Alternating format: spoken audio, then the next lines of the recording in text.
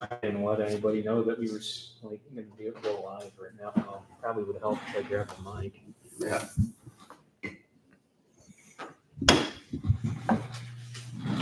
You got 5 people already.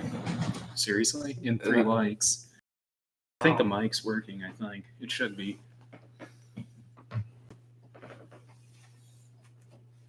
And we are live, yeah. Is the audio okay, guys? Yeah, the audio's good. So, with me tonight, guys, we have the infamous Kyle Sample with me tonight. How's it going, guys? The audio's good. Okay, cool. So we'll just run it the same as what we've always been doing, just run Q&A and post you guys' questions on here.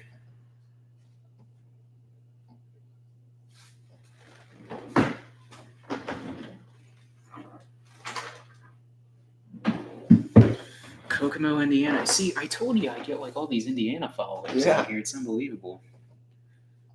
Like places that we go that we actually know.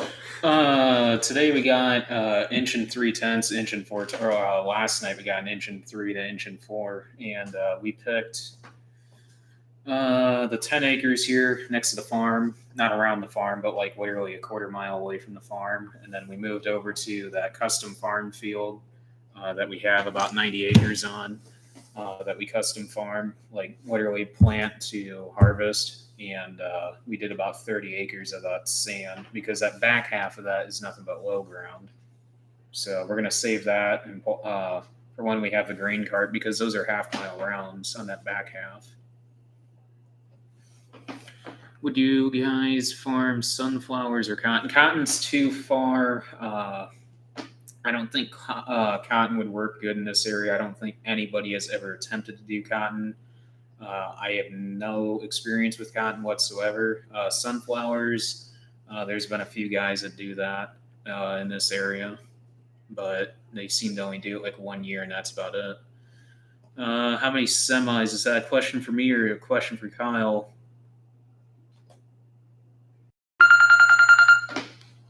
Here, you can run the screen. Yeah, thanks. I don't have a channel yet. That's something that we're going to be working on in the upcoming weeks. Yeah.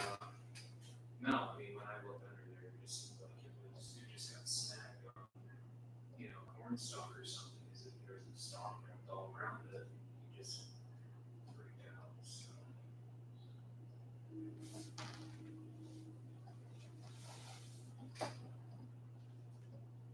I don't farm. I'm just part of the trucking company that we talked about last night. Right now we have 4 trucks.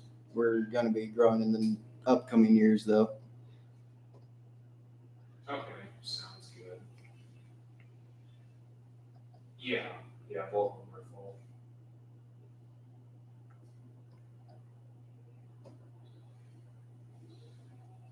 And then just get on 30 on. I second that. Keith is awesome. Yeah, you can get right out on 30 on. Yeah. Then you can see better. Sample Transportation Service, LLC. Okay. We're out of Hamlet, Indiana. So.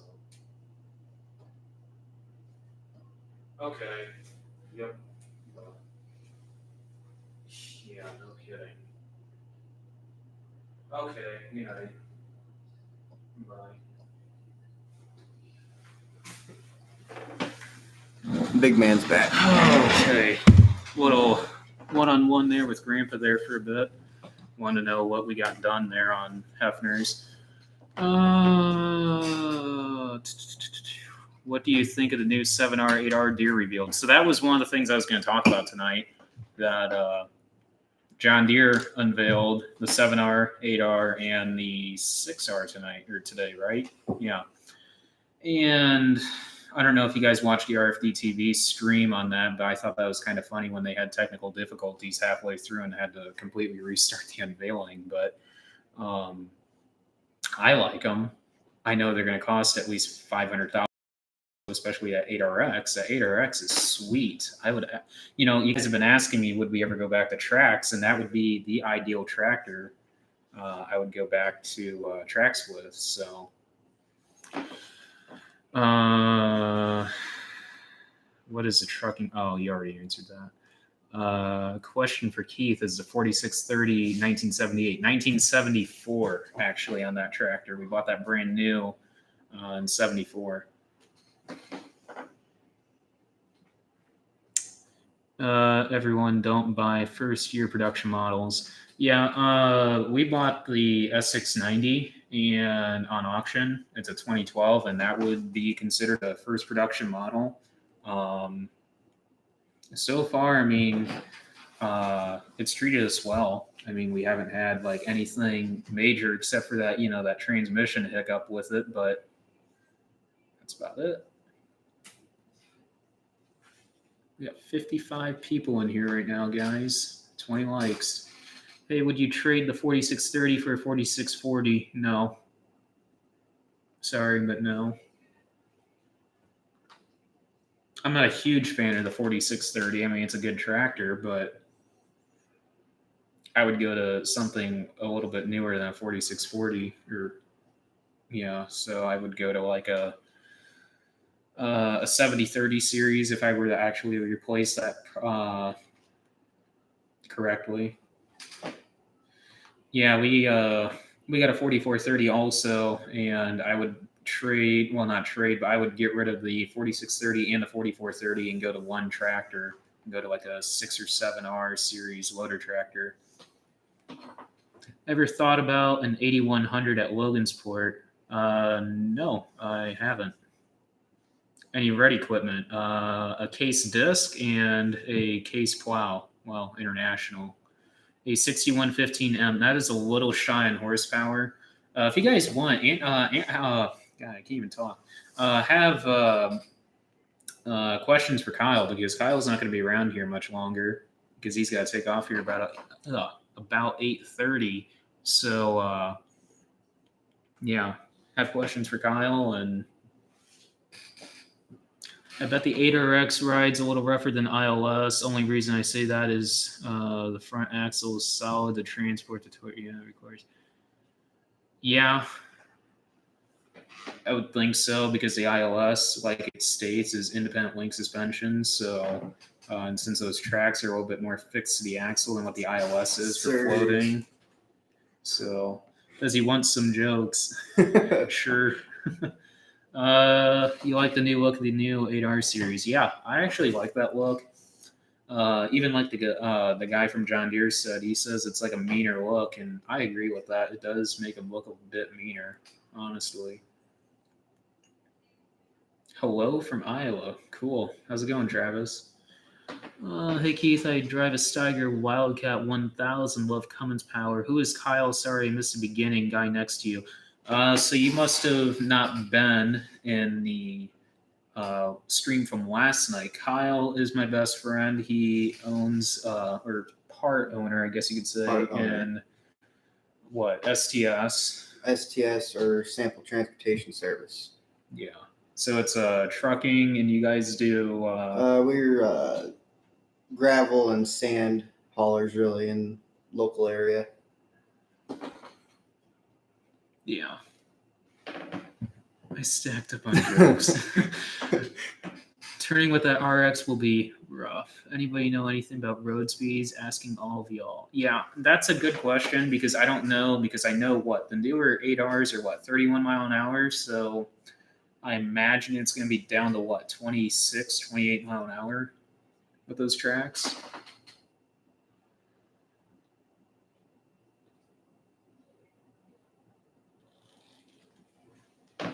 I want to know what the lighting at night looks like. Oh, on those new tractors? Yeah, especially with all those LED pod lights that they have on there. I'll pull up a picture of it. That way you know what we're talking about. You don't even see I'm this. completely lost here. You're gonna like the looks of this thing.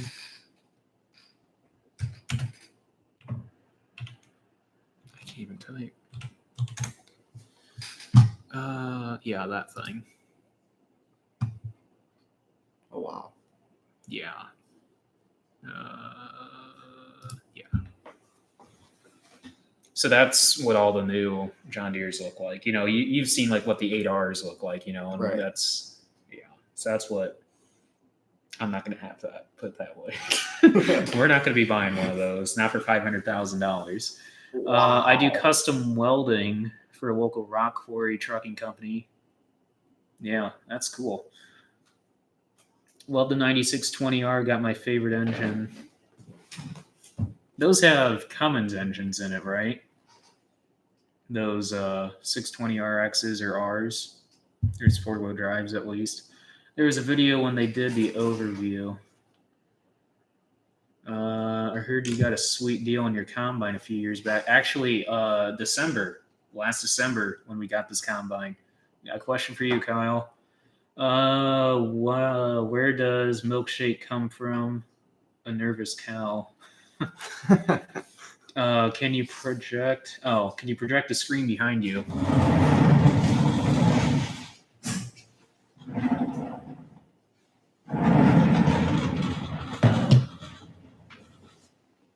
Yeah, so I got my computer linked to that.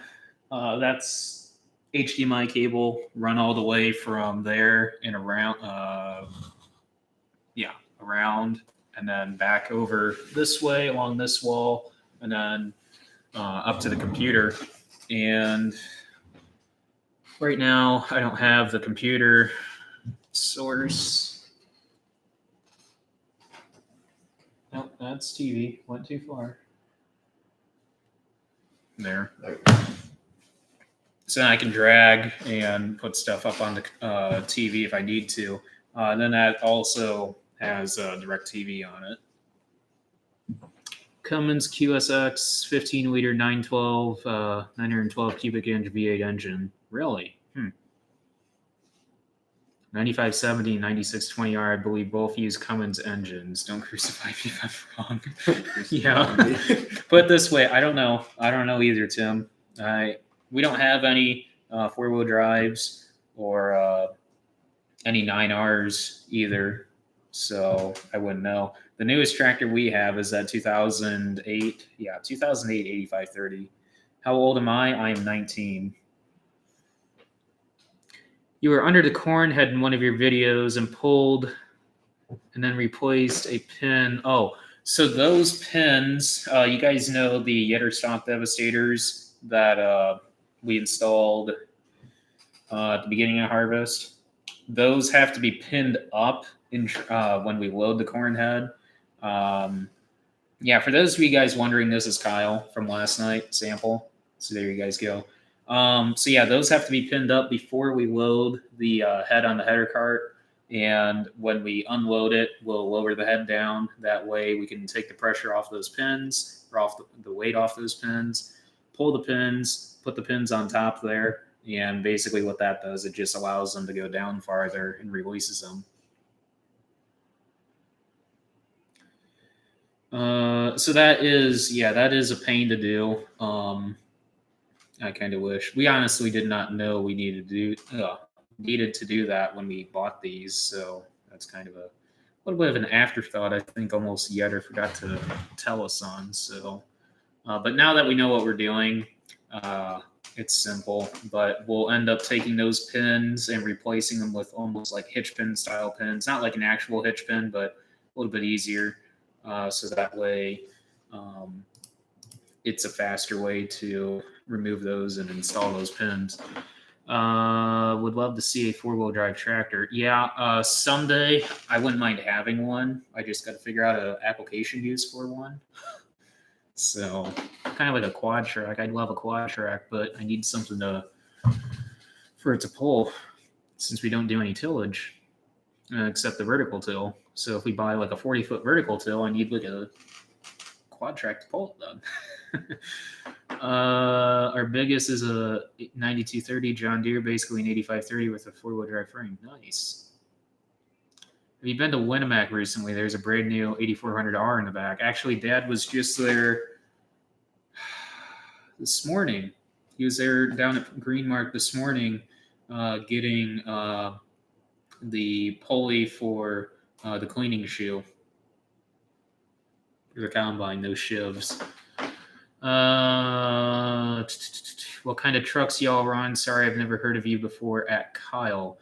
Kyle is from, if you guys weren't in the last stream, he's my best friend, and I guess we can just go through what we just went through 5 minutes ago. But you are co-owner or part owner in a trucking business, STS, and I guess you can take it from there on. We run tractor trailer dump trucks. We run everything from 30 footers to 39 footers. Stockpiling mainly asphalt facilities such as Walsh and Kelly, Reith Riley, and then we also deal with concrete yards such as Ozinga and Smith.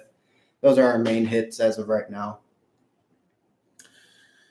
Hey Keith, I'm a John Deere guy till I die. Awesome, and I hate red tractors and 16-year-old. Cool, Keith. Caden. Sorry if I butcher your name. Sorry if I butcher anybody's names on here. I'll do my best. Why did the farmer feed his cow money? Because he wanted rich milk. Gee. Now I can't wait to see the new Deere combines. I've actually seen the new Deere combines. I've got pictures of them, and I've got a insider that demos them, and he sent me some Snapchat videos of the inside of it, and it's basically pretty much similar to the 8Rs and 7Rs, with like the touch screen and stuff like that. Get a truck unit to pull a tracked grain cart. Yeah, track unit to pull a tracked grain cart. Yeah, an 8RX, an 8410 RX. That'd be cool.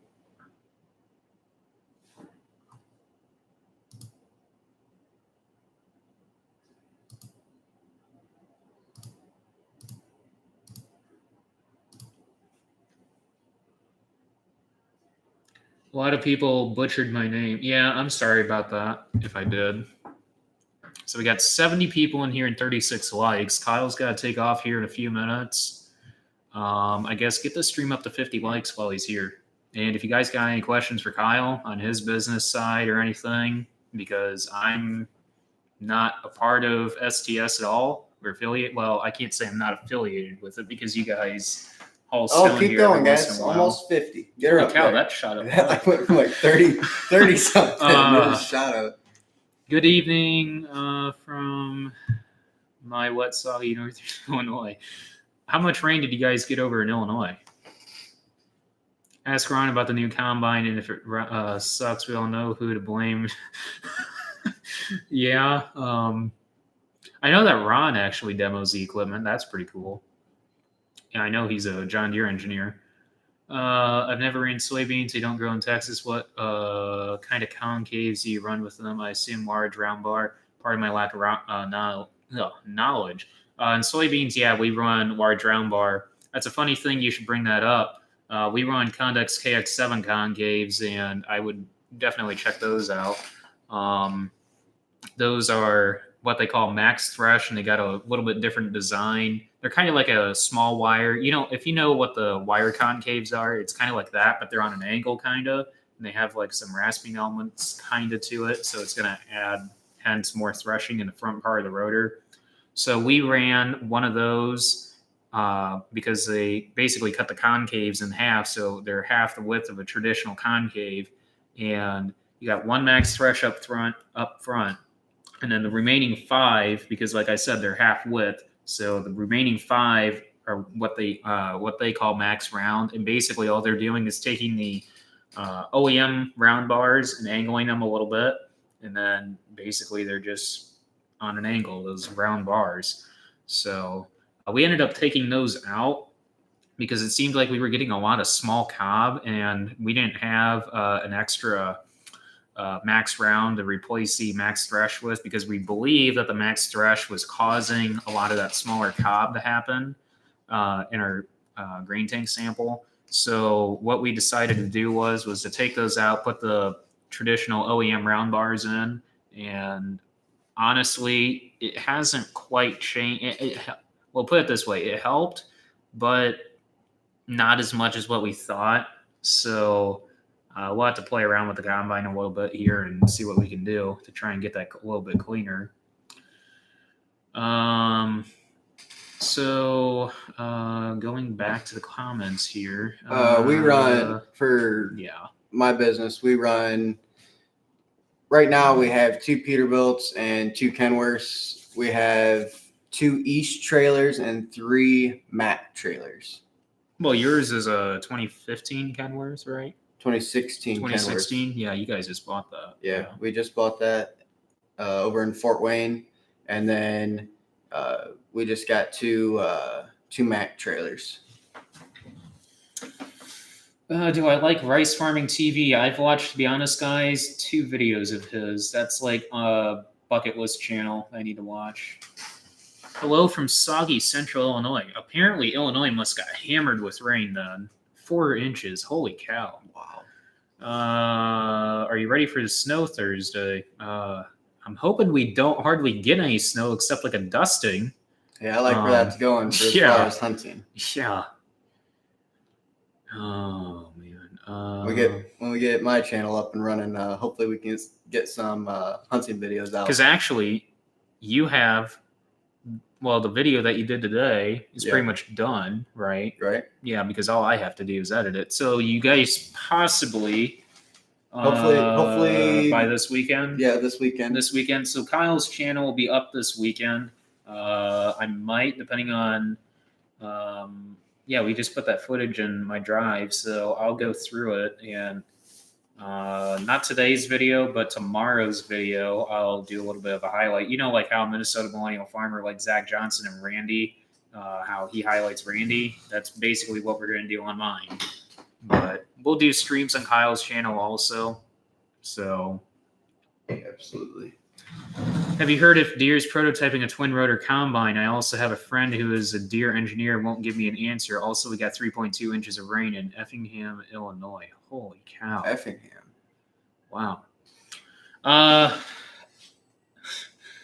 cannot disclose who told me this because this has actually come from 3 different sources, one of which wouldn't give me a straight answer on, but 2 actually pretty much pointed me in the right direction, that I was in the right direction, or assured me that I was headed in the right direction when I brought that up. So as of right now, I have a pretty good indication that yes, the new John Deere combine will be a twin rotor combine, and I haven't heard if it's if it has 2 engines or not. I've heard rumors that there's a possibility that there would be 2 engines, but we'll see. 1.6 in Peoria. Wow. So it was anywhere from 1.5 to almost just over 4 inches then in Illinois. Holy cow. John Deere rotors suck in corn. All right, man. Thanks. I got to get out of here. Yeah. See ya. All right, see you, man. Well, Kyle will be in future streams then. I'll take it over from here then completely. But yeah, so, well, thanks for everything tonight. Yeah, no problem. Thanks for having me out on the stream, and we'll get my we'll get your set up channel and get up that and rolling here pretty quick. Yeah. Well, see you tomorrow. I'll talk to you tomorrow. Yep. Then. So. Have a good night, guys. See ya. So, John Deere rotors suck in corn. From our experience, we haven't had too much trouble with them. But there is modifications you can do to them. We've done a lot with like Achar and stuff. We haven't put in his actual rotor though. But I've heard the STS rotor is a lot better than the S series or the bullet rotor. So never liked how large the John Deere concaves are. To repeat the company. Conducts. I will post that in the comments for you guys. That way you guys know what I'm talking about. They actually make rotor knives or blades, whichever you guys call them. I call them knives for the rotor or for the chopper. Sorry. So.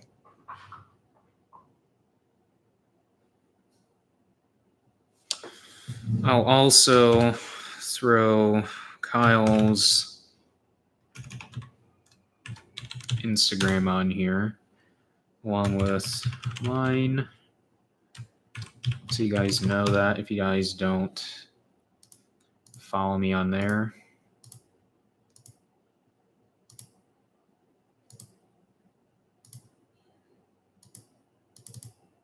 It's not Farms D. I'll get that corrected here in a second. I can't, for some reason, retract that comment. Don't ask me why. And then the Snapchat. Most of you guys follow me on Snapchat also. So yeah, those are Condex KX7 concaves. The issue we had with them, yeah, like I was saying earlier, so we were getting a little bit too much cob in the tank than what we normally do. So we thought it was due to those Condex concaves, and we took them out. And we're still getting a bit of cob in there, so we're going to play with the adjustments on the combine a little bit and see what we can get that sample a bit cleaner. So our dryer can't keep up. We had to quit at 9 a.m. this morning. I know. I'm furious on that, dude, Anderson, because you guys know our dryer is a 400 bushel dryer. And with a 12-row, that can get caught up pretty quick. So we actually had the dryer at one point over at the river. That corn over at the river was 22 to 23%. And we had the dryer turned back to about 30%. So I can't imagine what 30% corn would be like drying. Got a little snow today in western Kansas. Wow. I'm glad. Well, I can't say I'm glad because that we don't have any yet, because I guess Thursday we're actually supposed to get some. So I guess that system's moving its way across.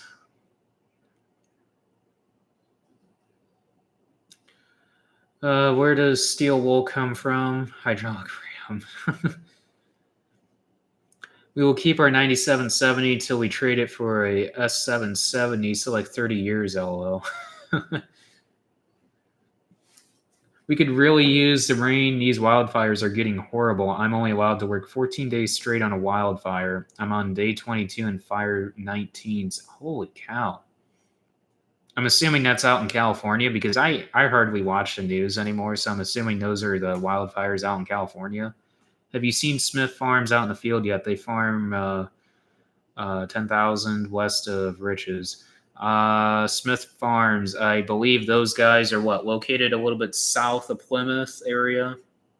We don't farm over in that area, and get over in that area south of Plymouth too often. So Rochester, yeah, we don't go down in Rochester like maybe once in a blue moon. And really, we're just passing through. We hardly stop in at Rochester really for anything. We're mostly just driving through. So our salesman's good friends with Smith Farms. I know they sell them John Deere equipment, so Greenmark does. So I believe, or at least I believe they still are.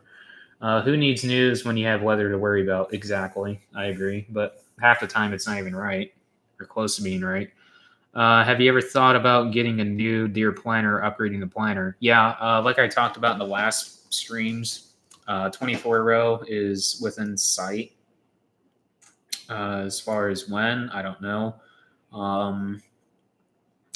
24-row, probably a DB60 from what I'm hearing from you guys would probably be better for us. So we're going to run this stream till about a little bit after 9 o'clock. We're not going to do this stream as long as what we do the other ones tonight, because I'm going to work on a video for you guys releasing tomorrow at 6 a.m. And I haven't ate anything yet, so I'm going to eat something for dinner here and work on a video and go home and go to bed, because I know you guys have been saying that I need to go home and go to bed, and plus you guys know that I've been staying up till like at least 1 in the morning. So tomorrow the game plan is we'll get Kaiser out there to spread that cereal rye over at the river on that remaining 145, 150 acres, because he ended up having about 5 acres left in that air boom and he ended up spreading about 5 acres there to get that cleaned out for him. And so there's about 145, a little bit over 145 acres that he has to spread with the air boom. And I'll go over there tomorrow and get that vertical tilled. And I really don't know what Dad's going to do tomorrow. It really all depends on if it rains, because they are talking a chance of rain around 2, 3 in the morning. So I know you don't like 2 tracks, but what about John Deere 8410T with a John Deere? Oh, retracted it. Well, like I said earlier, like an 8RX would be really cool to have someday. I think that's what you're asking. Kyle's Snapchat, because he just texted me, is, and I think he's watching the stream right now while he's driving home, is, and you guys can blow his Snapchat up. Please do. Go add him on Snapchat and blow his Snapchat up.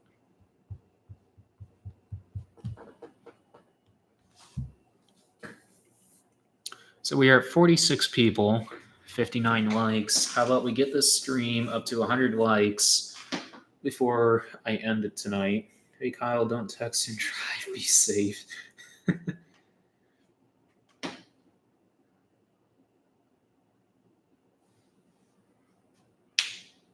Yeah, so we'll run the stream, same like what we've always been. And you guys can post your comments, questions, and topics that you want me to discuss on here, and I'll do my best to answer them and talk about them tonight. Stream's not going to be run too long.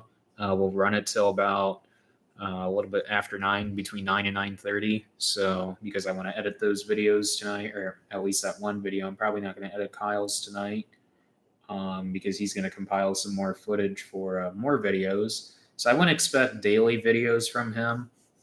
I'm going to try and get, basically I'm just going to edit them as soon as I get the footage from him. But tonight he filmed it on his phone for his first video. So I can't just, for some reason, it won't let me just pull the footage off his phone. So like it should be able to, but I don't understand why it's not letting me.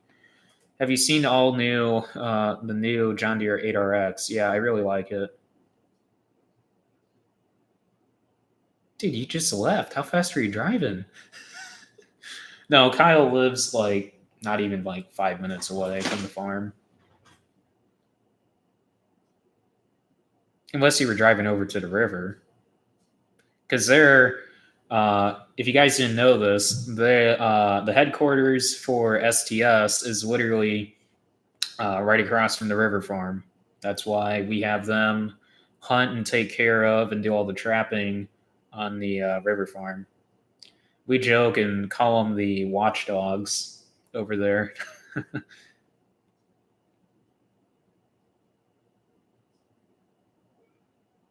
Yeah, so feel free to post any of your comments, questions, and any topics you want me to talk about. Kyle will be back on future streams for sure. And like I said, we'll do streams on his channel as well.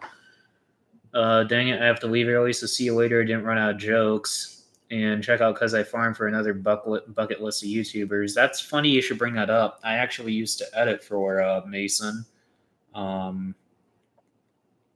But I ended up quitting editing for him. And I don't know what happened to his YouTube. I'm surprised I don't think he quit, but I don't know. Could you do a story with your father on tractors and harvesters he has owned in the past?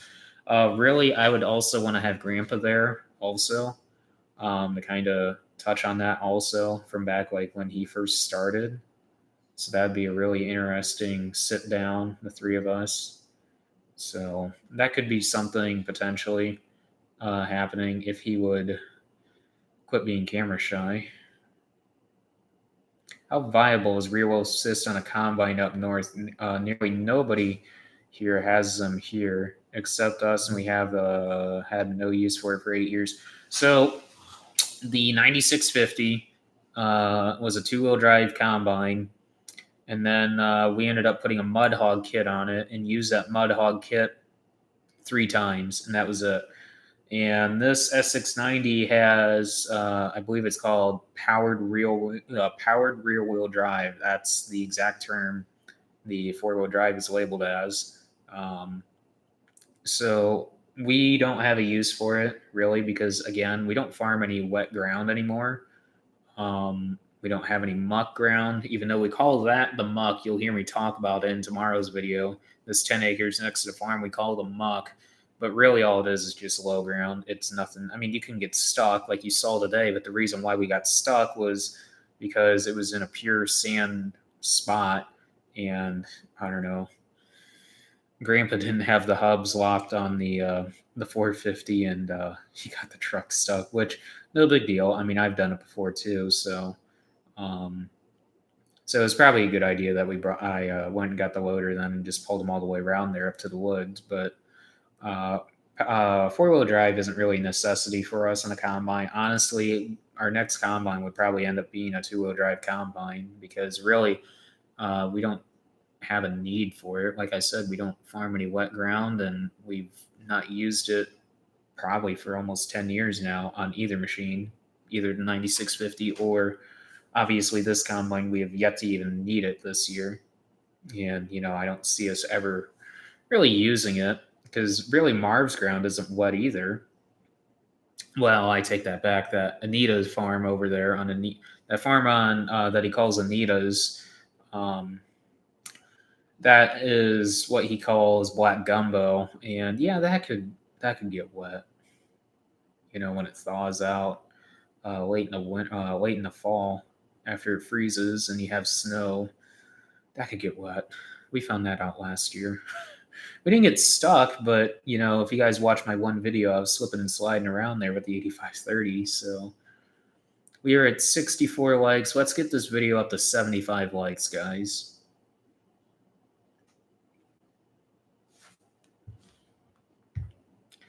I would like the history as well. Yeah, that'd be something maybe this winter we'll end up doing. Maybe, I don't know if it'd be a stream. Maybe. I don't know. We'll see. What works better in your area, tracks or duals? Most guys thought we were nuts. Even a lot of guys online when we went to the super singles and the combine. Personally, I would like tracks on our combine, but obviously, you guys know as well as I do, those tracks are about $50,000, and that's $50,000 more than what I have. So that's why we went with the tires that we got now, because that is probably, in my opinion, the next best thing. The tracks, the tracks for compaction, reducing. So these will definitely reduce the compaction as far as the pinch rows go, like what duals cause. And I understand duals would float better through the mud, but like I said, we hardly ever have to deal with mud while harvesting. So probably last year was the first real experience we've had with mud in a long time.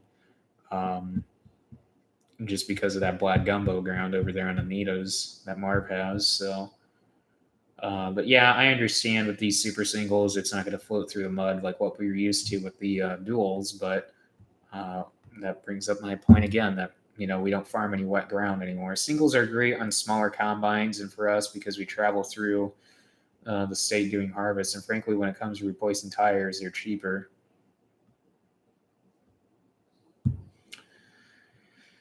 Yeah, I just don't want to have to replace them ever, at least for the period that we have this combine. The back tires will definitely be changed for next harvest, whether that be for summer when we're cutting wheat or when we get back into it next fall. Why we didn't change them this year? Well, we were going to do it before wheat, but we just ran out of time because of the spring that we had. And we were going to do it before harvest, but things got hectic as usual around here, and we ended up not getting that done. So it's the same thing with the draper head. That's why we didn't do anything, because grain prices, they started throwing us a curveball on that, so we decided to hold off on that. And plus, we wanted to kind of see what our yields are this year. And plus, also, we wanted to see what we decide to do for crops next year, crop rotations and stuff like that, and what we decide to do for corn on corn and where we're going to put beans and stuff. Like I said in the last stream, we're going to have a lot of beans next year. About what we have on corn this year, which I'm not going to discuss the breakdown on that. I'll just say that we farmed 1,700 acres, but I have yet to see a combine tire go bald. They always crack before the tread gets worn down. Yeah, these back tires are really getting worn down, but there's a lot of cracks in the lugs now starting to appear, but just as they wear. So if you guys see it in some of my videos, you might catch a glimpse of how bad they're wearing. Otherwise, I might show it in a future video, like flat out show you guys how bad these things are wearing. Yeah, we understand these tires suck on the back of the combine. Plus, they're not enough load carrying capacity. So I believe the tire size, metric size is a 700 metric, I believe, if I'm right, that I want to put on the back of the combine. It sounds crazy. It's the same size tires that those big A floater spreaders run. And it sounds crazy at first, but if you see people that run them on these large combines, on these Class 8, Class 9s, no, these are Firestones. These are Firestone spade. They're called Firestone Deep Spade Tread. I believe that's what the exact title is of these tires. So yeah, I believe there's 700 metric. That's the size I believe in metric, and it sounds crazy, but when you see it, it looks really natural. Like they should be like that on that combine. So, but yeah, hopefully we can find a pair or a set to put on the back to replace these, because I feel that's going to be a lot better for compaction and for when this combine turns on the ends, or what you guys call headwinds. I still call them end rows. But yeah, because these really rip up the ground when you turn, just based on the tread pattern on them. I mean, they're more aggressive than what your standard radial tread is. Does your dryer run off of propane or natural gas? At one time, we had two LP tanks out here back on the what would it be, the southeast side of the South Bend here, and 7 years ago, 7 years ago, actually, 6 or 7, we ended up getting natural gas, and so our dryer runs off of natural gas, and most of you guys know that is really, really nice, especially in years like this when you really need to dry. Our drying bill went from what it would cost total. It literally got reduced by so much. It was unbelievable what the drying bill was. What it would cost us to run 1 year on propane ended up being like a fifth of what LP runs. So it's really nice. We can't even get the minimum or hit the minimum when we're drying out here. So that's really nice. No, back to the tires again, Matt. The front and the backs are Goodyear, or not Goodyears. They are Firestones. We do not like Goodyear farm tires. Yep, Payne, I totally agree with that. Goodyear tires suck, in my opinion. This combine, I believe this combine had tracks because this had 20.8 Goodyears on it. And we ended up, and we have Eli on here. That is awesome. How's it going, Eli? But yeah, back to the tires. This had 20.8 Goodyears on it when we got it, and we believe that it had tracks on it or super singles, one of the two. Because this combine came out of Sikeston, Missouri, and we bought this on an auction there in Milford, Illinois at the Maury auction. I have a video on the entire auction. Not the entire auction, but a lot of the highlights that I thought would be cool for a video, and it's like a 59-minute video, but it has 140,000 views on it. So, but yeah, so we do not like Goodyears. We ended up taking those off, and because the 20.8s are nowhere near enough load carrying capacity for this combine, especially when you throw a 12-row corn head on here and have the grain tank completely clear full. I believe it's pushing 60,000 pounds. So you're fun to watch. Hey, I appreciate that, Corey. Look at BKT tires. That's what we run on our tractors and cotton pickers. I'll have to check them out. We run Firestones. Good deal, Matt.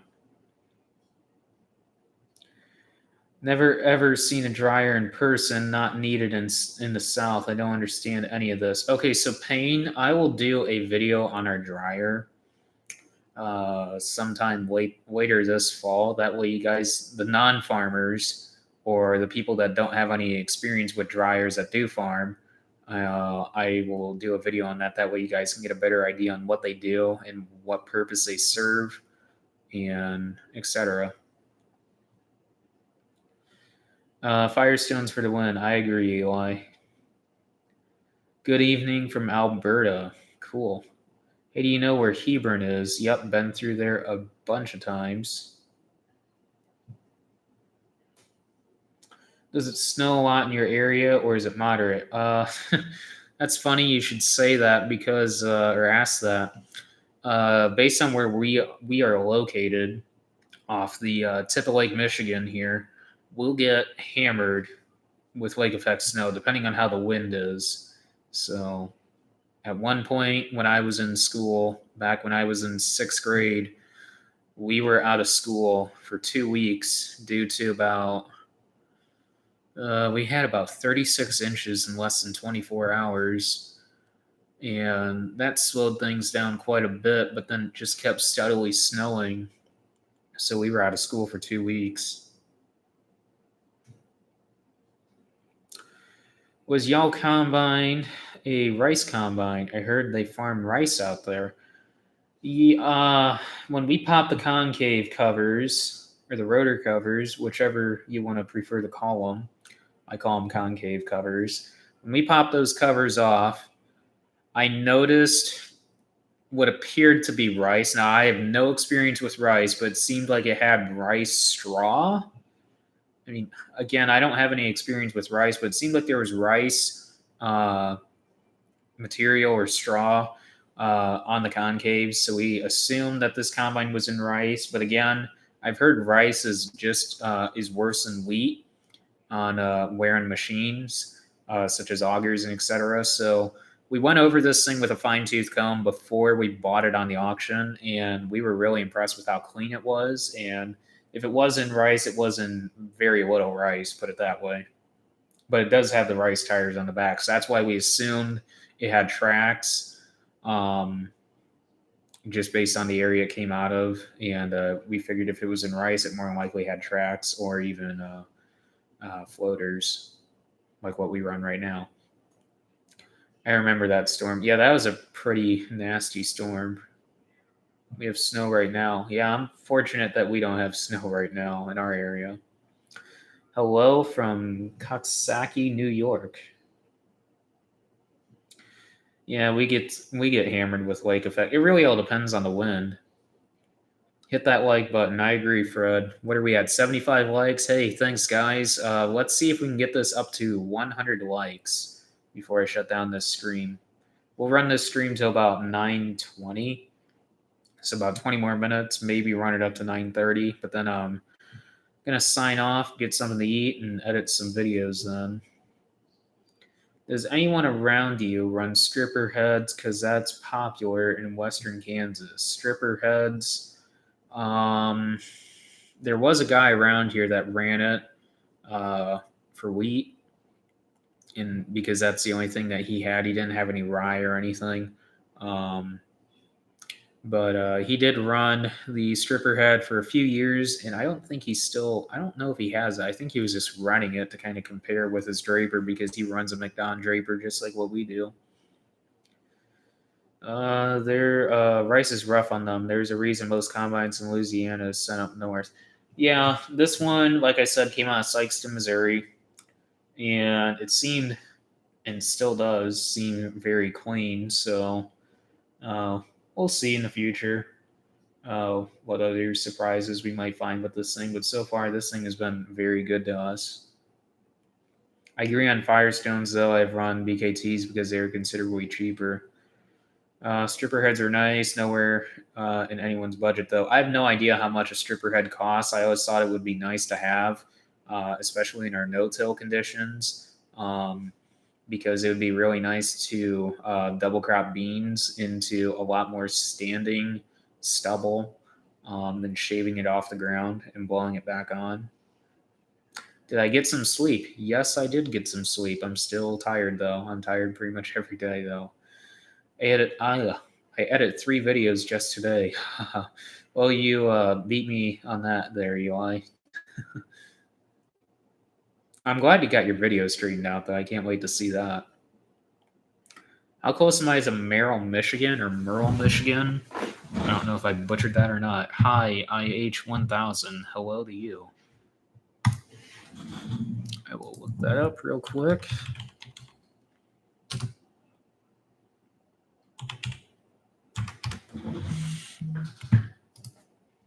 And Kyle's texting me 120 likes. 120 likes, and Kyle comes back this week. Okay, so now you guys.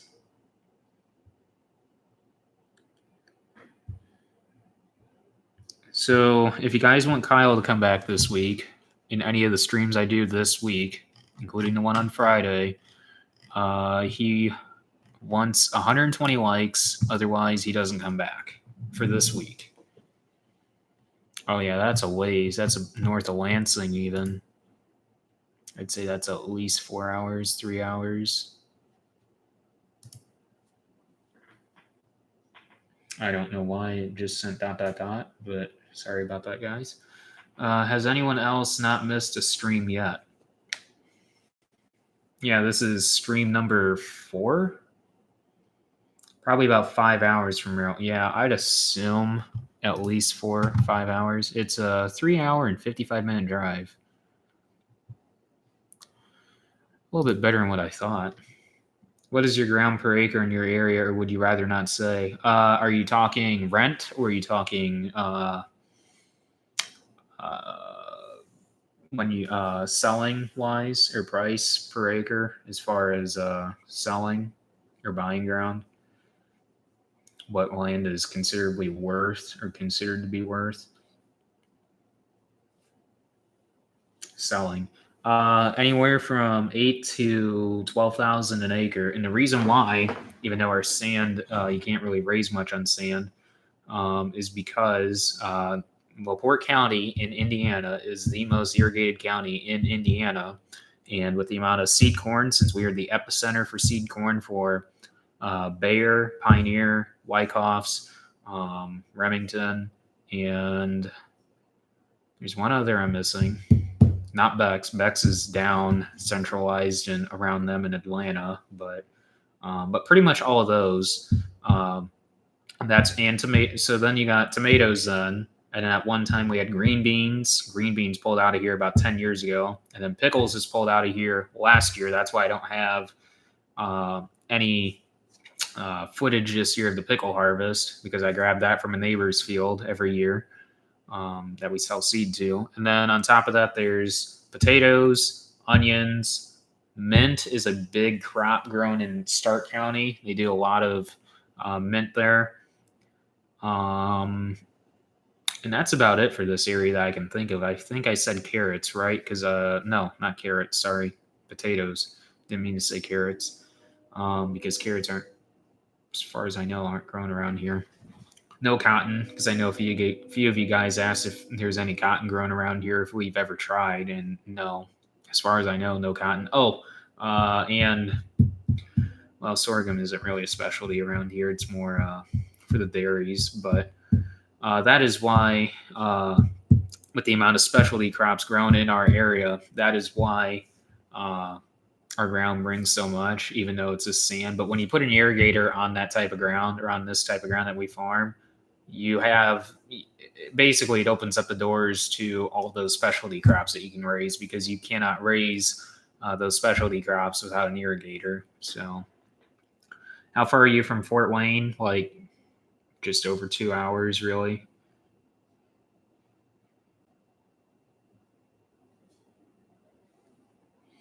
4,000 an acre in Central Texas for Texas, which is high, mainly because larger towns are closing in on us. Yeah, I've talked with Daniel Sell or Dan Sell, Farmer Dan. I can't think of his entire Instagram handle, but I've talked with him quite a bit, and it shocks me how drastically different ground prices are in our area versus his. But again, I just stated why they are high, and in his area, it's totally different. So,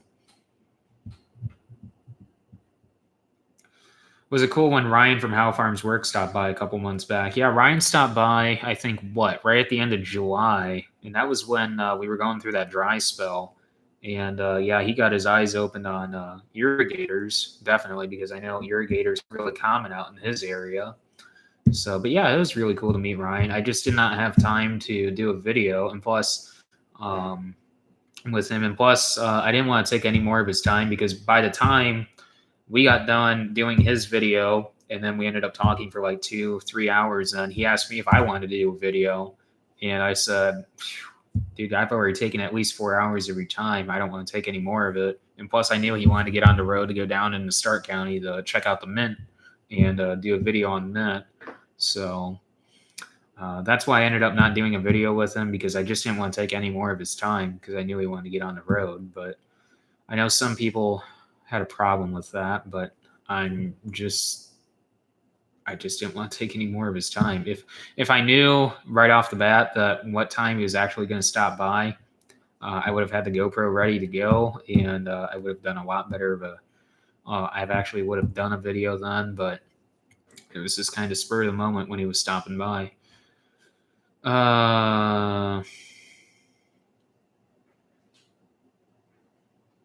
Brother, you ain't seen sand till you put it on the hills and try dry landing it out. Yeah, we've got experience with that. We've got plenty of experience with sand, put it that way. I know out in central Illinois, though, they've got some pretty nasty sand. Worse than ours. I'd take our sand over that central Illinois sand. I'd say it's a YouTube problem since I got 140 some. Well, how far are you from Goshen, Indiana? About 2.5 hours. For 1 acre of land in Las Vegas starts at $40,000 per acre. Wow. Now, I assume that has a lot to do with lack of water, I would say, or having to, not with lack of water, but in regards to piping the water from the reservoir, I assume, and accommodating for that extra building there or house or structure. I assume that's the reason why, or unless you can elaborate more on that, Senseless, on why it's that high. Because I didn't think it would be that high. That's insane. How far are you from Wisconsin? Chicago's about 2 hours, close to 2 hours. So I would assume probably I've been up in Wisconsin quite a bit. I would say close to 3.5 hours. Did you know Knox County, Indiana is the second largest watermelon producing county? You told me that, actually, Tractor. Back a few videos back on one of my vlogs, you told me that. When I think it was back when we were going through that dry spell, or back when I was discussing the irrigators, and I brought that up about Indiana being, or LaPorte County being the most irrigated county in Indiana, and then you commented on there, I believe, about Knox County being the second largest watermelon producing county. So that's actually really cool. I did not know Indiana grew watermelons till down south. I found that out. It's amazing. So it's amazing all the specialty crops are grown in each state. So, hey, thanks for stopping by, Payne. I appreciate it. We are 5 likes away from 100 likes, guys. I really appreciate this. And let's see if we can get this to 100. How was your corn doing? Did it produce like you wanted it to? What part of Wisconsin? Wisconsin Dells. I've been there a few times, and I've driven across Wisconsin mostly. I haven't really, besides Wisconsin Dells, I haven't really been to any really other parts of Wisconsin, mostly just driving through to go to other states. So back to how the corn's doing. The irrigated ground is doing the best it's ever done for us. And we feel that's just because of our fertility program that we did this year with it. The dry land's going to be subpar, if average at best. So we saw some of that tonight when we were over that custom farm which is about 90 acres. So I'm not going to discuss yields on that custom farm piece, just out of privacy to the owner. I know some of you guys really harp on me for not saying yields, but again, I'll talk yields on our own ground. On our rented ground, it depends on the field. At the river, it depends. Did you know that Kansas produces 98% of all sunflowers in the U.S.? I did not know that, and that is actually really cool. I did not know that, Billy. That is really cool. 101 likes. Guys, I really appreciate this. Let me know in the comments by giving me a thumbs up what you think of the stream. If you guys like these streams, if you want me to keep doing these streams. And again, if you want Kyle to come later this week on any of the other streams happening later this week, we need to get 19 more likes. I believe he wanted 120, right? He wanted 120 likes. So get this video or this stream up to 120 likes, and then Kyle can come back, or he'll come back later this week. So keep posting your questions on here, and I'll do my best to answer them. And if you have any topics that you want me to talk about, such as anything going on the farm or whatever, future stuff like that, we can talk about that too. They grow watermelon in St. Joe County this 1 year. Not this year, 1 year. Really? That's interesting. During July, around Knox County, it's a bunch of old school buses running around with melons in them, literally hundreds. We raise potatoes, and there's a lot of other specialty crops grown here. That's cool. You heard Random Lake, Wisconsin before. Nope, I have not heard that before. We are 15 likes away from having Kyle come back, not tonight, but in a stream, or maybe more than one stream later this week. Good deal, guys. Let's get this up to 120. We are 14 likes away.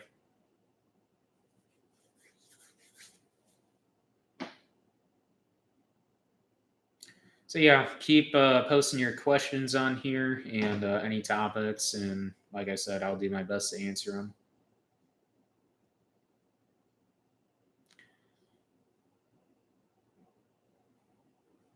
Two hours away from me, or 2 hours away from you? The millennial farmer just helped out another farmer that the guy had passed away, so they went into a field and helped to clear it off of beans. Yeah, I saw that on Instagram today, because I follow him on Instagram as well, and I imagine he'll have a video out on that too. So I imagine that's going to be a pretty cool video when he gets that done. I saw that he had the 780 running, their 9870 running, and two Case IH combines, or I believe red, because I don't know if one of them was an international or not. So I don't know. And I heard the co-op was helping them out also, so that's really awesome. How do you like your TurboMax? We have one just like yours. What size is yours? Ours is a TurboMax 3000. So the 3000 stands for 30 foot, or if it being 30 foot. How's it going, Ralph? So we really like it. It's built very heavy. It takes about 8 to 10 horsepower per foot. That's why we run the 8530 on it. So the 4650 is the maximum amount of tractor, or I shouldn't say maximum, bare minimum of a tractor I would put on that vertical till. That's why we do not run that 4650 on that vertical till, because that is very hard on that tractor. So for me, and did you hear that random lake, Wisconsin? No, I didn't. And it's 2 hours. Oh, okay. So yeah, we really like our vertical till from Great Plains at TurboMax. So we really like that. I really like the newer style ones though, where it's all isobus controlled, all in cab adjustable. I actually have footage of that in action from the farm show. They had like a display set up where they had like a mini, I think it was what, an 8-foot vertical till that they had set up there with a isobus harness wired up to a 2630, and it's all in cab and display controlled. So that is really cool. Especially the depth. I'd love to have in-depth cab control capabilities, but someday, definitely someday on ours, because I would love to go to a larger vertical till. I'd like to run about a 35, if not a 40, but the problem is running a 40, you need a lot of power. So you would need like a 9470R really to pull one. How many acres left for Harvest 19? 110 acres of corn for Marv on the custom work, which we'll do this weekend when Austin's around, so that we've got an extra guy to haul, because we're going to try and just run it on his tandems. We might bring one of our semis over to haul. All depends. The green cart will be back over here, or actually, we'll have the 8530 back over here, I should say. The green cart's sitting right outside there in the lot next to the bins. So we'll get that hooked back up. And tomorrow, when I bring the vertical till back, and that way that is ready to rock and roll. But we're going to get rain Wednesday and Thursday. So hopefully we'll be rolling this weekend, depending on how much rain we get. Hopefully we don't get hardly but a dusting of snow. And there's about 20 acres of beans that we got to do for him yet also. 15 acres of it on Anita's, and 5 acres of it on Botsky's. And then we've got 45 acres of beans over in Stark County, if you guys remember that wheat field. So we got 45 acres over there. And then the rest, we've got about 700 acres of our own corn to run then. So a lot of hauling, because a lot of that's got to be brought back here and dried. So, and we only have 62,000 bushel of total storage on here at the farm, which that should change in the near future. Not saying next year, but in the near future. Good evening. Hello to you, Alan. Hit that like button. Yep, Kyle, we are 8 likes away. Get this up to 120, guys. Rain is better than snow. I definitely agree to that. But I left NC. It was 85 and 80 in Tampa, Florida right now. Wow, that's nice. Actually, I don't mind 50 to 60 degree weather. It's just anything below that I like sweatshirt weather. That is probably one of my favorite times of the year, is sweatshirt weather. But this year kind of went from summer to immediately late fall, and there was no early fall. It seemed like it just got cold way too quick. You need to come down and visit Knox County, probably really similar to your county. I imagine so. I think Knox County is down my Evansville area. Keith, I sure like to come out and visit your farm, and I hope and hope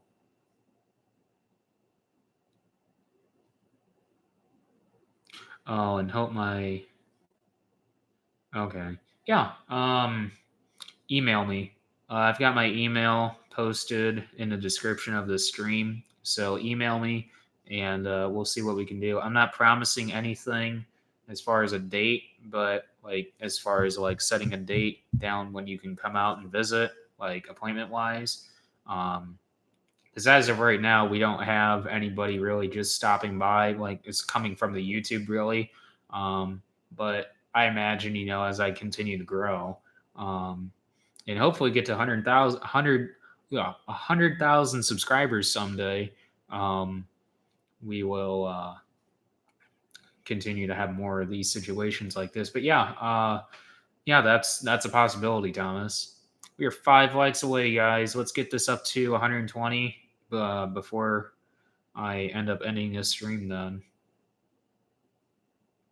Keith, it's 4 hours and 45 minutes out from Indiana. Okay. It's good to know. You will grow, don't rush it. Yep, I agree. I'd rather grow and retain fans than grow quickly and then lose fans. Can show you all my center pivots? Oh, how many center pivots do you have? We only have 7 total on our farm, one of which is on a rented piece that we picked up over in Stark County. We've got 2 on another rented farm on the Shin farm, actually. You guys heard me talk about that a lot before in my earlier previous videos. For me, did you hear about Random Lake, Wisconsin? No, I didn't hear about Random Lake, Wisconsin. 15, so double the amount of what we do, roughly, a little bit over that. Wow. What brand pivots do you run? It's 75 here, and don't crucify me if I butcher this, but Valdosta, Georgia tonight. We're ready for some cool weather. The heat was brutal this year. Ready to be able to wear a sweater or a hoodie. What did you say about Random Lake, Wisconsin? Did you hear about it? Oh no, I never even heard about it. I didn't know nothing about, or I don't know anything about Random Lake, Wisconsin. 4 likes, guys. Get this up to 120.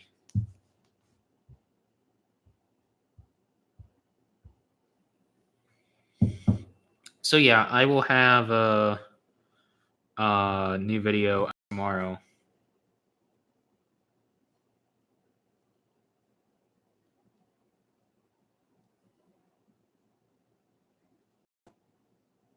At 6 a.m.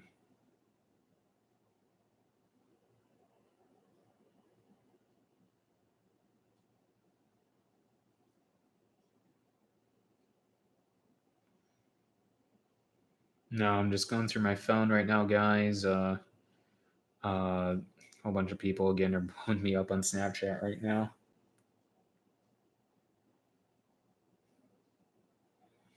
Valley 1.5 ranking TNL. In a few Zomatics, mostly valleys. So what's your opinion on Zomatics versus valleys? Because I get asked all the time why we don't run valleys and why we run all Zomatics.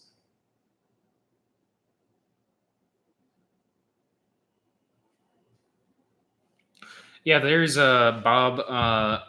If you remember my video from when I was vertical tilling over at the river a few days ago, you heard me listening to Off the Husk podcast from Minnesota Millennial Farmer, spotlighting Randy, the master pipe layer, and Hill-J45 on Instagram. I believe he said he has 3,800 irrigation systems, I believe, for center pivots, which that's insane.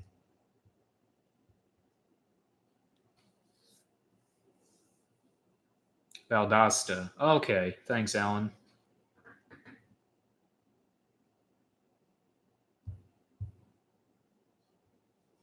So, guys, I'm not gonna do shout-outs on here. I mean, I'm sorry, I'm just not gonna do shout-outs on here because then everybody's gonna start asking for shout-outs, and then the stream is gonna be nothing but a shout-out stream, and I really don't want the stream to be that run that way. I'd rather have it run back where you guys ask me questions and I do a better job answering them, since I don't want to spend too much time trying to explain everything in my vlogs, because otherwise they don't get as interesting for you guys as what you want them to be. Is there any specific brand of grain carts you were looking at? If anyone is wanting to buy me a Christmas present or birthday present, since my birthday is pretty much right after Christmas in January, so you guys can guess when my birthday is. I'm not going to tell you yes or no for your answers, but it's just interesting to hear what you guys think. I would like a Elmer's Hallmaster 1300 on tracks with the electric roll tarp and the Hallmaster Pro Connect package on it. I love the Valleys, built heavy, and dealer service here is awesome. Don't really care for the Dismatics just because of the way it's set up. Yeah, that's the exact opposite. That's my opinion is literally flip flop compared to yours. I like the Dismatics because they're built heavy, but at least in our opinion compared to the Valleys. But TNLs are definitely, in my opinion, are one of the cheapest pivots out there that you can buy next to like a Ranky. And I'm not trying to bash anybody out there. That's just my opinion. I mean, if you guys don't like it, then, sorry if I offended you, but I'm not trying to, change or go back on you on what you said, Tractor. But yeah, that's just our opinion. I mean, there is certain things about the Valleys I do like, but hopefully next year there is a possibility we might get another pivot, if not two, on Grandma's farm. You've heard me talk about that quite a bit, and hopefully we'll also go into field nut also. Corn's going good, Kyle.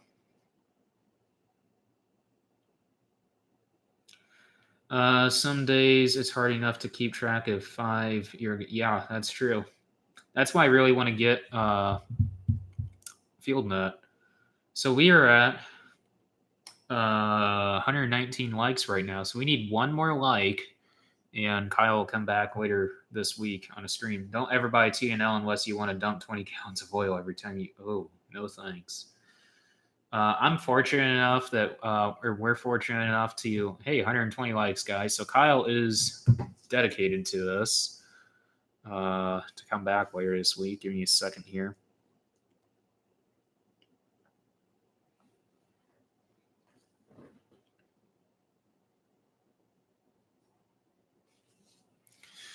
And he will be in a stream later this week. I don't know which stream, but we'll see. But yeah, TNLs in this area are pretty much the cheapest pivot you can buy. I know some guys were actually buying used pivots from out west, and that's a very bad idea on doing because those pivots have a lot more gallons of water run through than what we run in even 10 years. That's pretty much what they run. They run 1 year's worth of water out there is like 10 years worth of water. What we run. So get 2 combines. Back when we had the 9650, when we went to Mallory's, the Mallory auction, we were actually going to buy a 9870 and kind of do something similar to like what Minnesota Millennial Farmer did. And I didn't even realize that till we were actually at the auction. And I'm like, hey, we're going to be like set up almost like Minnesota Millennial Farmer. But we didn't. And we did not get the 9870 because the plan was if we got the 9870, we would trade the 9650 in and get like say another 9870 or 9770 or even like a 9670 and run 2 combines. That way we could say run one on Marv's and one on ours, and that'd be actually really efficient. But when we got the 690, it was just a really good deal for under 150,000 under. I'm not saying it was 150, it was under. So that goes to tell you how good of a deal we got on it. And this thing is clean. This thing is awesome. It's treated us very well since we've had it. So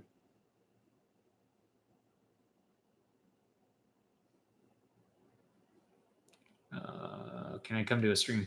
Where are you even located, Carson? Probably more than likely no on that, but where are you actually located, Carson? Did Zach buy the 780? I have no idea. As far as I know, it's on a demo, but I imagine someday he will have a combine set up like that because I imagine that is his ideal combine. Did you make a flat free pivot irrigation tires? I've seen him. Oh, yeah, we don't have any of those. We actually haven't had our oldest pivot is 2 years old. Our first pivot we put in 2007. so we're just now starting to have issues. I really need to go through and check tires, start checking tires on pivots. Otherwise, I know we're going to have issues because we're just getting to that age on our pivots. Approximately how many days of harvest do you have left? Good question. I can't answer that really. If I knew the answer, I'd be one smart guy. I would like to thank all of the farm shows for doing this. I think there is a lot of people that don't understand what it takes to be a farmer. Hey, I appreciate that, David. That's why I'm doing these live streams to better answer and explain questions, because I can't answer everything and explain everything in the vlogs. Otherwise, the vlogs are going to be more me just standing there talking about stuff, and I'd rather have some action in there so that you guys are more enticed to watch them. Heard about the Packers won last night. Did Zach buy? I talked about that. We still lay some hand irrigation lines. They still work good. The next pivot we get might be a Ranky. I've got like zero experience with a Ranky, zero experience with a TNL, and zero experience with a Valley. But I've seen Rankies, I've seen TNLs up close. I haven't seen Rankies up close really. I've been around Valleys a little bit, but we've always had Zomatic. Yeah, it's a steal, especially for that auction. Always seems stuff goes high there. You should definitely check out my auction video then, Jake. There is some pretty much everything except sprayers that day. We're going on an extremely good deal that day, so I would definitely check out his auction. But yeah, that was his end of the year December auction. It was held on December 19th, 2018, and that is probably a day I probably will never forget. I can remember walking around the entire auction right now even. That was a really, really awesome day, especially when we picked up that 690 around 7:30 that night. Random Lake, Wisconsin. Okay. Random Lake, Wisconsin. That's where you're located. Okay. 2 hours from Wisconsin Dells. Okay. Seen the 8RX. Yep, and I already have 3 of them ordered. Yep. How hard is it to manage pivots? You can make them hard or you can make them easy. We do a pretty good job with them because they're pretty close to the farm, and all of ours are electric, so it's a little bit significantly less maintenance than having engines out there, so that's a lot less maintenance. And personally, I'd love to have like a remote control feature on them so we can remote access them, especially when I'm cleaning the nozzles, since most of the time it's me who's cleaning the nozzles while Dad's either spraying burn down or planting. But more really, we normally have corn in the ground by then when we're getting the irrigators ready to go. So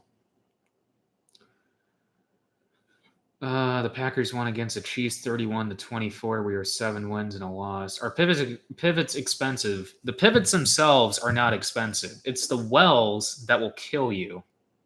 That's the downfall of irrigators. The irrigators themselves are not expensive. Like I said, it's just the wells. The wells are so expensive, and because there's almost like a monopoly market in this area for the wells, that's why they can almost dictate the prices, because they know that our hands are pretty much tied in our area, because we only have 2 options: a standard traditional vertical well, that you guys drill, or a horizontal well, which I actually have a video on. So I would definitely check out his auction then, because a 6 or 7 John Deere series John Deere, they were going extremely cheap there. Like I'm talking like even a couple year old model ones, like 2016 and newer. And even some low, very, very significantly low houred later model stuff, such as or older model or older 7Rs or 6Rs, even like a 2013 or 2012 even. Ballpark, what does a well cost? Really depends on the size. Typically about 20 to 30,000 a well. Sometimes even way more than that. Really, it all depends on the size and how much GPM you need, gallons per minute. Any tips on flying RC helicopters or drones? Somehow I keep crashing them. I'm used to RC cars. I would take your time on it and go real slow. kind of get used to the movements. I've gotten to the point where I've completely memorized the controller pattern, so I don't even look down at the controller, even though I have mine labeled just that way. Um, if I need to hand it off to a friend who wants to fly it, or any relative, or anybody in the family that wants to try flying it, which really nobody has. I've only had Kyle's actually flown it a little bit. I think my other friend Josh, he flew it for maybe like a couple of minutes, but they're really scared. Most people are to fly a drone because, or at least my drones, because they're like a couple $1,000s, which I wouldn't blame them. But I'd be in the same situation, or I'd do the same thing in that situation. I wouldn't want to fly it because I'd be scared to crash it. But now that I have drone experience and stuff, I'm very, very comfortable with flying stuff like that. As far as like an RC helicopter goes, it's pretty similar to a drone, but it's going to have a little bit more play as far as movement goes, because I feel drones are a heck of a lot more stable than RC helicopters. So really, as far as a pivot goes, you're talking anywhere from $1,600 to $1,800 an acre. That's including the well, and the reason why I say 16 to 1,800, it could get up to $2,000 an acre. Again, it really depends on how much your GPM is calling for, and then hence what size well you need, or wells plural, because sometimes most of our pivots run one well. The big irrigator 143 runs 3 wells. Don't ask me for sure what size are on those, or what size wells those are, because I don't know offhand without looking. And the shins over there, those have 2 wells, 2 wells for both irrigators. But what we do is we have a shutoff valve that regulates where the direction, or controls the direction of which way the water is going. So we don't have 2 wells for each irrigator. We have 2 wells for the 2 irrigators. So we can run both irrigators at the same time, off of both wells, or off those 2 wells, but our GPM is going to be like half of what it needs to be. So we're not going to get the correct application that we need. So if we're putting on 1/2 inch, we're probably going to get at most 1/4 of an inch. So that's why we dictate all the water to one pivot at one time. So we kind of got to stay ahead of those dry periods there. What diameter is the pipe and how deep do you go for your wells? Offhand, it really depends. It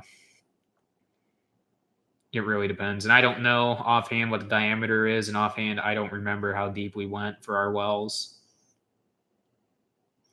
Are the pivots on a circle fields, or can they be put on a straight line in the field? So how our pivots work on the 40-acre square fields that we call like the 40 on the corners, because we got 2 of those fields, one on Grandma's and one on Grandpa's, that we both call 40 on the corner.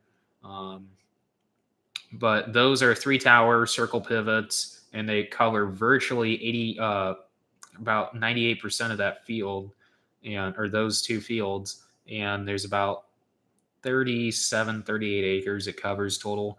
But the ones on shins, so those are a half circle pivot, so it'll literally just do a windshield wiper. Both of those do. So you'll see it in my future videos. You'll get a better idea on what I'm talking about then. What's your thinking on cover crops? I love them. We've started expanding our usage on them over the past 5 years, 7 years, and we love them. We are reaping the benefits of it with our no-till that we've been no-tilling for over 30 years now. So with that combination with the cover crops, it's really accelerated our yields. So we plant green. We plant into the cover crops. That's what I mean by planting green. We'll plant into a live growing cereal rye cover crop. So, and then we'll terminate it shortly after. You did not see any videos on that this year. I do have some drone footage of that, and I completely skipped over Bob's donation. I am very, very sorry about that, Bob. I got caught up in explaining topics here. So I'm very sorry about that, but I really appreciate the $1.99 donation. Probably not going to go towards the 8RX, but it's definitely going to go towards a 1,300 bushel Hallmaster grain cart. So that's my thinking on cover crops, or at least my partial thinking, because if I were to sit here and talk about cover crops, we'd be sitting here for about another 3 hours. So I'm not going to talk about cover crops much more, but I will continue to talk about them in future streams. I'm about an hour and a half, 2 hours from Chicago. Hi from Nebraska. When is it snowing, or where is it snowing, or where it's snowing, but all done with harvest? That's good to hear, Andy. Night to you too, Carson. Thanks for stopping by. I've had experience with Zematic and Valley pivots. I personally didn't see a big difference in the two. Both were good. That's my opinion. I mean, our Zematic dealer, we've got like 3 Zematic dealers all around us. That's why we deal with Zematic. And I honestly don't know where our closest Valley, excuse me, our closest Valley dealer is. We are fortunate enough also that we do not have any towables. We could do a towable setup on grandma's and tow it between the 2 fields. But we honestly do not want to do that. We're going to spend the money and put in 2 pivots at the same time, or even just do 1 pivot 1 year and then the next pivot a year or 2 later. So, but we are not going to do towables. I can tell you that. I do not want to deal with that in the summer. And yeah. What are the different cover crops? We mainly use cereal rye. We've used sweet peas. We've used red and sweet clover before. We've used vetch. At one time, we used to have a mix that we kind of blended ourselves and kind of grew and continued to harvest year after year after year for like 20, 25 years and my printer's talking to me again. Anyways, every once in a while I'll do that. But I imagine it has something to do with the toner, because that is a HP LaserJet printer. It's not inkjet. So anyways, back to the cover crops. We had a mix, about 5-10 acres that we had of vetch and cereal rye. And eventually the vetch faded away. And now we just had the cereal rye. And that's when we started getting bigger into cover crops. And now this year, or at least for next year, we'll have 27 acres set aside for seed that will save. And next year we should have increased storage capacity for that besides the pro boxes and the wagon. So we won't be using, more than likely, the wagon next year. Well, we probably will, but we'll see.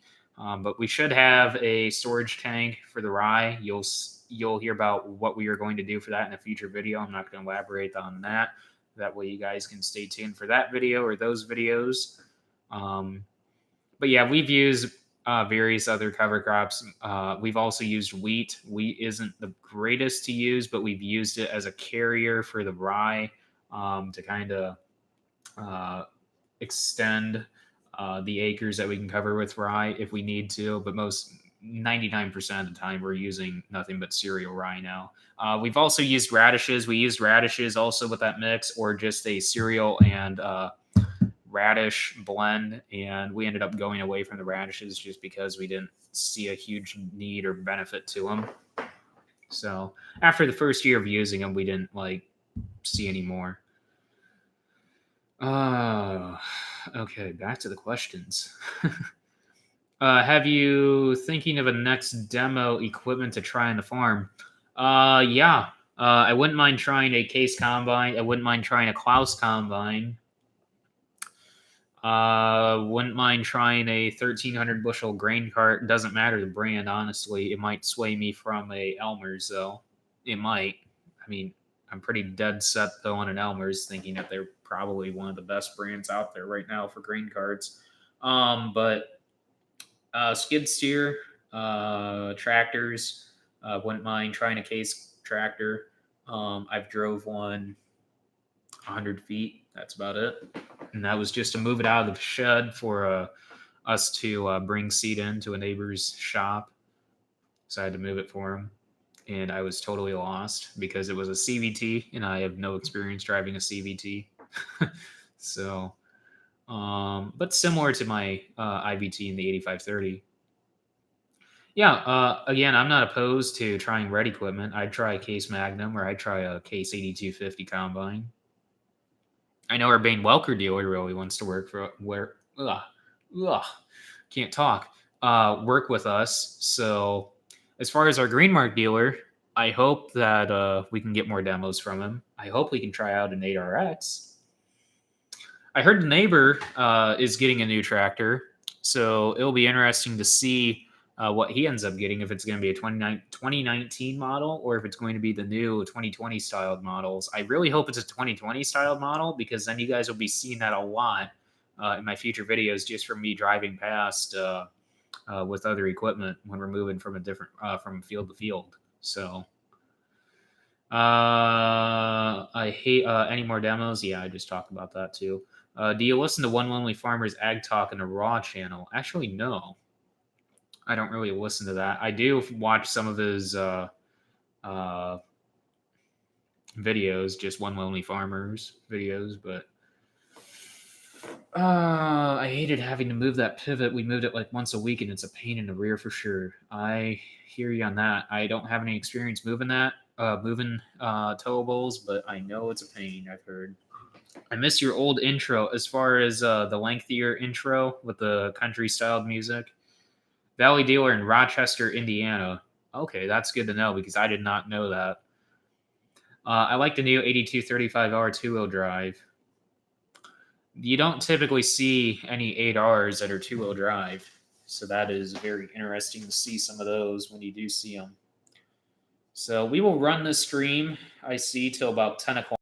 We'll run this stream and cut this off at 10 o'clock. And yeah.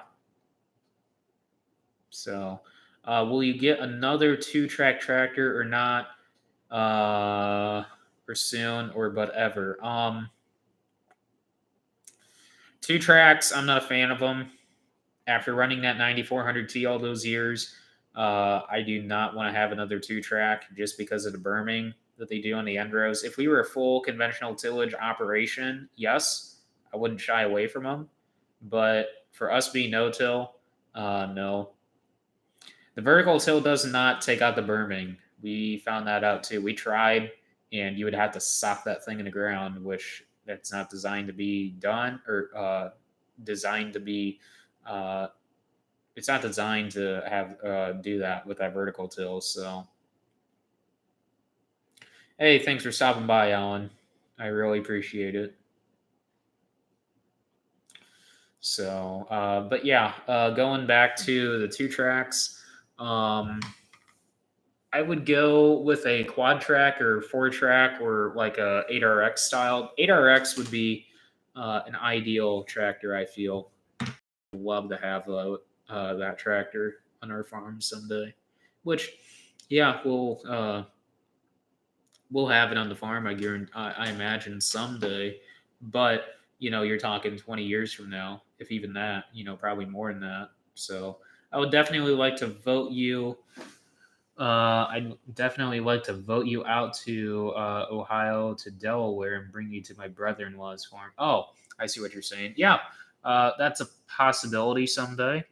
Would narrower tracks help with the berming? Because Deere says the 8RX doesn't berm, and I think that's just because it turns like a wheeled machine.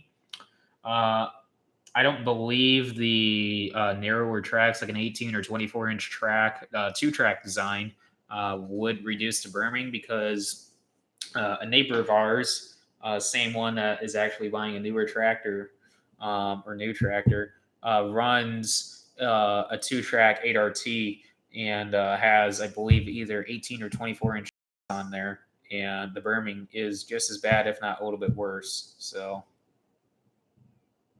is it good or bad to have a tractor hooked up to every piece of equipment? We know a neighbor, I'm not going to say his name, that has a tractor for every piece of equipment, and it does not get unhooked. So I guess the money, that works. And no, I have not gotten a haircut yet, because I know some of you guys were commenting about that, and we've talked about that in the previous streams. It's just because I haven't had time, guys. Just haven't had the time.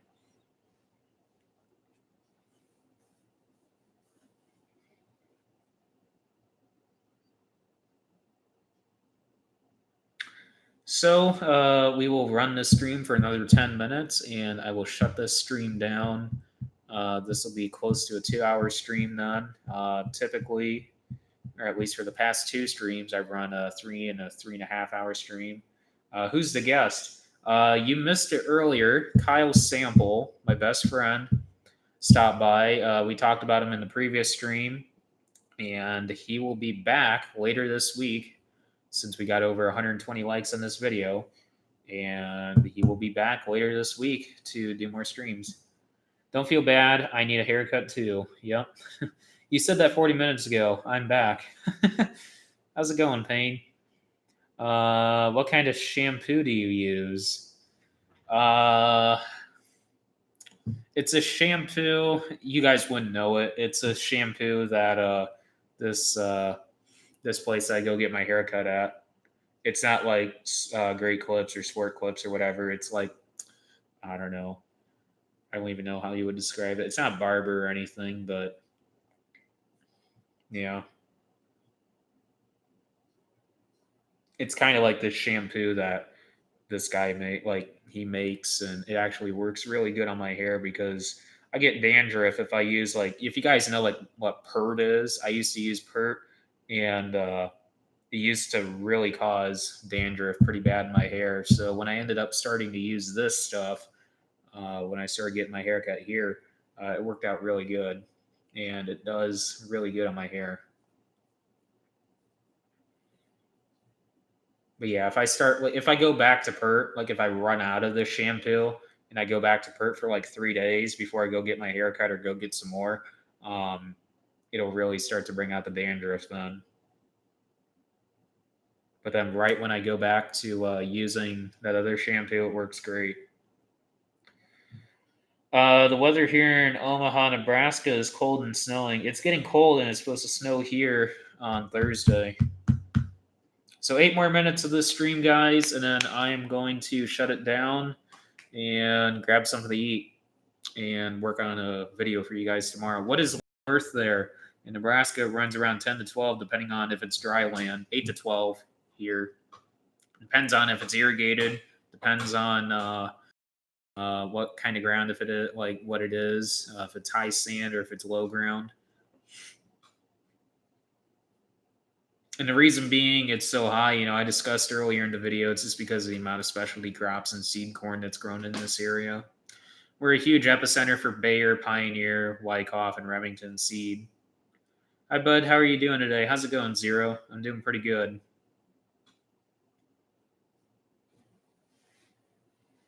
Oh, man.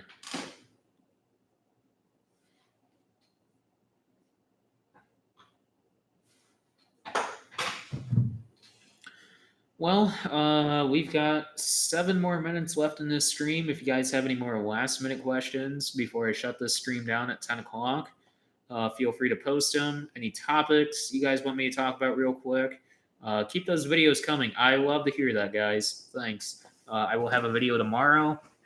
Harvest is nowhere near done for us. We've got about 810 total corn to run. 700 of it is ours, and total of about 65, right? Yeah, 65 acres of beans. 45 of it is ours. So, and those are later planted beans that we planted into the wheat. So, if you guys remember that from my previous videos, that's you guys can learn about that in a previous video about why we did that. So, everybody cutting soybeans here in north central South Dakota. Yeah, I heard there's quite a bit of guys running soybeans up north there. I got clippers. Honestly, this is probably the longest I've ever had my hair grown out before. And honestly, I'm not, it's not bad, but I like it short during the winter. Sometimes I like it long during the winter, but not this long. I don't think I have it. I don't think I've had it. I can't even talk tonight, guys. I don't think I've had it this long ever, if not in a long, long time. What is y'all's average field size? Ours is around 130, 140. Man, that would be really nice to have. But our average field size is probably about 50, 60. You done harvesting for Marv? We'll finish Marv this weekend. He's got 110 acres of corn and 20 acres of beans. We'll get that knocked out for him this weekend.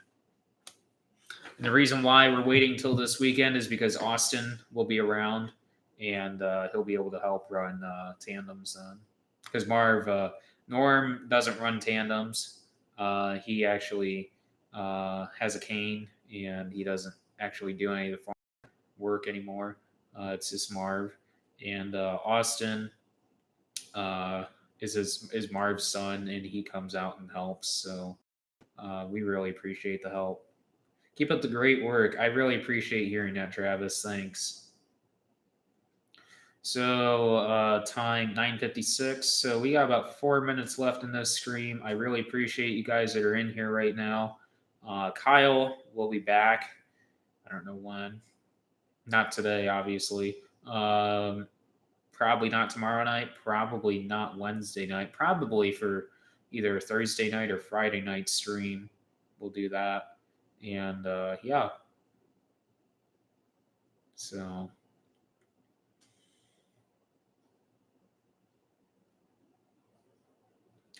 So let me know what you guys think of these streams. I did not know how well these streams are going to do, and so far, in my opinion, they're doing really, really good. When is your next live stream? So the plan for live streams, at least for this week, as far as I know, considering it looks like it's going to rain Wednesday and Thursday now, and there is a chance for tomorrow night or tomorrow afternoon or into the evening and throughout the night and leading into Wednesday and Thursday.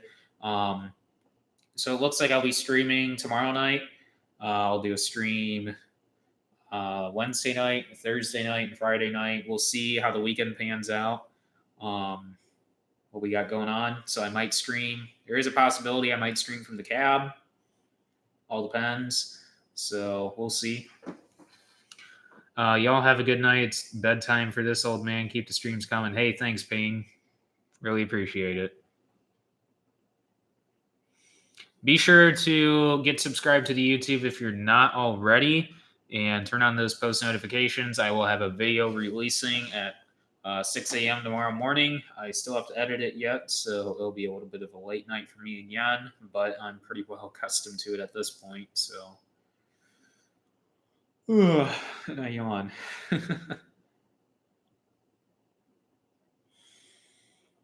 Well, we got about 1 minute to go, so any last comments, questions, or topics you really want me to address here in this last few minutes? I'll do my best to answer that or talk about anything real quick. Otherwise, thank you guys for stopping by.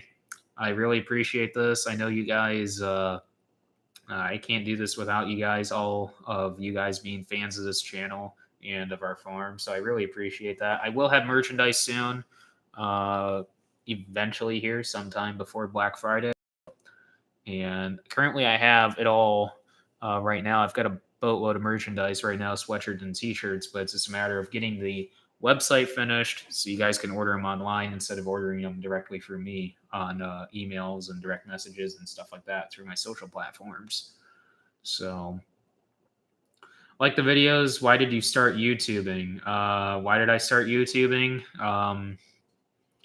Because I realized that there's potential there to make money, but not just to make money, but the fact that I can help promote our farm better, get the word out there on our farm a little bit better. And I saw how easy it was to do the vlogs, and I was already producing drone and GoPro videos, so I thought vlogs wouldn't be much harder to do then. And then you yawn. Oh, yeah. Time for me to go. Phone about to die. Well, thanks for stopping by, Shane. You really have some good input. I believe that's what you're saying. Thanks, Thomas. What's the next size building you would like to build? I would like to build a 120 at least wide, at least 120 feet wide, by a 200, I would say 200 foot shop. I would say that'd be a pretty good sized building for a shop.